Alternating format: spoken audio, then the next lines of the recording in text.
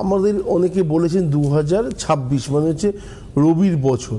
অনেক আপনি ইউটিউবে খুলবেন, এইখানে খুলবেন, ওখানে খুলবেন, সোশ্যাল মিডিয়ায় খুলবেন, রবির বছর সাংঘাতিক ভালো যাবে, সাংঘাতিক ভালো যাবে। তারপর নিউমোরোলজি যারা প্র্যাকটিস করেন, মানে সংখ্যাতত্ত্ব যারা প্র্যাকটিস করেন, তারাও বলেছেন যে সংখ্যাতত্ত্ব অনুযায়ী কিন্তু খুব ভালো যাবে। 1945 সাল, আমি যদি ভুল না করি, 15ই মে হিরোশিমা নাগাসাকিতে বোম পড়েছিল। 1945 যোগ করলেও তো এক হয়, রবির বছর ছিল। তাহলে আমাদের বছরটা কি করে ভালো যাবে? যুদ্ধ বিগ্রহ কেন থাকবে না আমাদের বছরে? তো আমাদের বছরে রয়েছে না।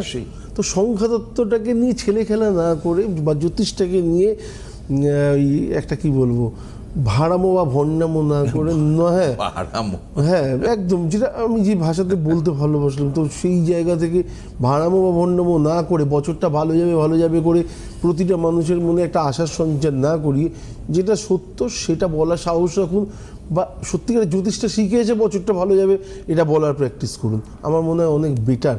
যারা ইউটিউবার আছেন, যাদের ক্ষেত্রে যারা প্রতিটা মানুষকে, আমাদের অনেক সময় উত্তর দিতে হয় যে আমরা তো দেখেছিলাম ভালো যাবে, বৃশ্চিকের হেভি যাবে, মেষের হেভি যাবে, ধনুর হেভি যাবে। খারাপ যাবে না, যেমন যাচ্ছে তেমনই যাক। কিন্তু যদি কোনো কারণে আমি যদি সংখ্যাতত্ত্ব অনুযায়ী দেখি যে 1945 সালকে যোগ করলেও তো একই হয়, রবিরই বছর ছিল, তখনই তো হিরোশিমা নাগাসাকিতে বোমটা পড়েছিল। আজকেও তো আমাদের সেম কেস, যখনই জানুয়ারি মাস পড়তেই ইরানের সাথে যুদ্ধটা বেঁধে গেল।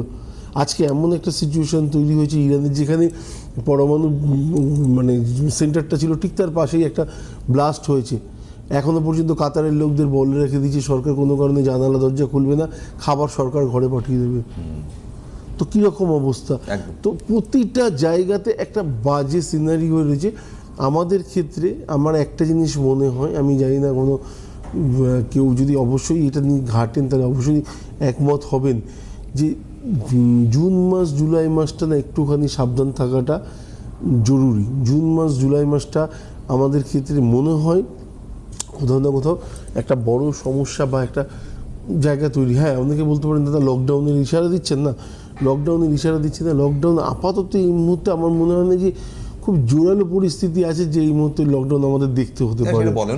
হ্যাঁ, এরকম কোনো সিচুয়েশন নেই। কিন্তু যদিও হয় তাহলে পরে যদি কোনো কারণে প্রতিদিন যত পরিমাণ তেলের প্রয়োজন হচ্ছে বিশ্বে সেই পরিমাণ তেলের সরবরাহ নেই এই মুহূর্তে, তো সেই কারণে একটা বড় সমস্যা অবশ্যই আছে। কিন্তু তার মানে এই নয় যে আপনাকে এই মুহূর্তে সরকার থেকে লকডাউন করে দেবে। হ্যাঁ, কিছু কিছু জায়গায় হয়তো ওয়ার্ক ফ্রম হোম হতে পারে, দিল্লিতেও হয়তো অনেক জায়গায় স্টার্ট হয়েছে, আগামী দিন কলকাতাতেও হয়তো হবে। কিন্তু এর মানে এই নয় যে আপনাকে ওই যেরকম কোভিডের সিনারিটা দেখি, সিচুয়েশনটা দেখি, ওরকম হয়তো আপনাকে তেলটাকে বাঁচাবার জন্য একটু মানে এটাকে সাফিসিয়েন্ট এনাফের জায়গায় নিয়ে যেও না, যত খুশি খরচা করো, এই করো একদম। তো এই জায়গাগুলোকে আমার মনে হয় যে মানা উচিত। এপ্রিল মাসটা খুব খারাপ যাবে বলে আমার একদমই মনে হয় না, কিন্তু ভালো যাবে এই আশাটা রাখাটাই উচিত। এবং তার সাথে সাথে অবশ্যই যতটা সাশ্রয় করা যেতে পারে সেই আশ্রয়টা নিজের কাছে রাখা উচিত। কারণ কিছু কিছু ক্ষেত্রে আমার মনে হয় প্রতিটা জায়গায় প্রতিটা সংস্থাকে এই মুহূর্তে আমাদের বিশ্বাসযোগ্যতার মধ্যে হয়তো তারা থাকবেন না, একটু দূরত্ব রেখে কাজকর্মগুলো করা উচিত। আমার মনে হয় যারা বুদ্ধিমান মানুষ তাদের জন্য এই ইশারাটা অনেকটাই কাজ করবে। যথেষ্ট।